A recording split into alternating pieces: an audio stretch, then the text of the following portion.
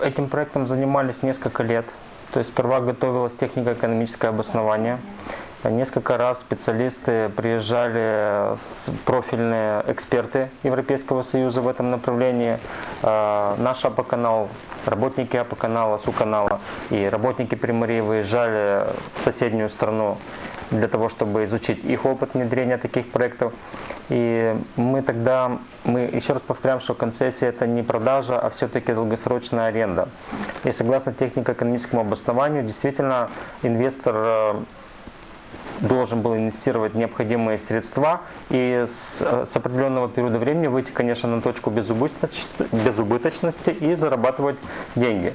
Значит, в чем разница между нами и вот этими хорошими примерами, которым мы говорим, Галации и Бухаресте, в том, что Румыния член Европейского Союза, и я уверен, что там вначале были инвестированы огромные средства Европейского Союза в улучшение инфраструктуры, чего у нас, к сожалению, нет. Поэтому, безусловно, не хочется, чтобы к нам приходил чужой, да, хозяин и наводил здесь порядок, но учитывая ту степень нищеты, в которой мы находимся, к сожалению, я это говорю с болью, потому что сам являюсь гражданином этой страны, нам казалось, что это был лучший вариант для того, чтобы пришел инвестор, инвестировал эти средства, люди могли подключиться к системе канализации и улучшить вот эту ситуацию. Я вам один пример приведу в Гагаузии, который кажется более хороший, чем у нас. Был взят кредит у Европейского банка реконструкции и развития в Чедрлунском районе и внедрен проект по улучшению системы водоотведения и водоснабжения в нескольких населенных пунктах.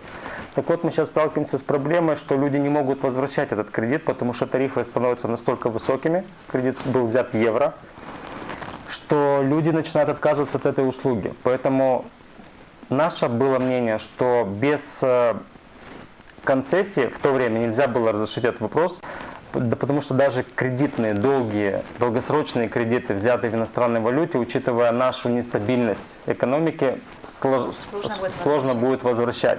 Поэтому единственный путь, раз уже ушли от вопроса концессии, раз были недовольны люди, мы не хотели идти против воли народа, это то, что говорит сейчас Сергей Ильич, улучшение менеджмента и привлечение внебюджетных средств. Без этого, к сожалению, у нас не получится реанимировать это предприятие за счет наших потребителей.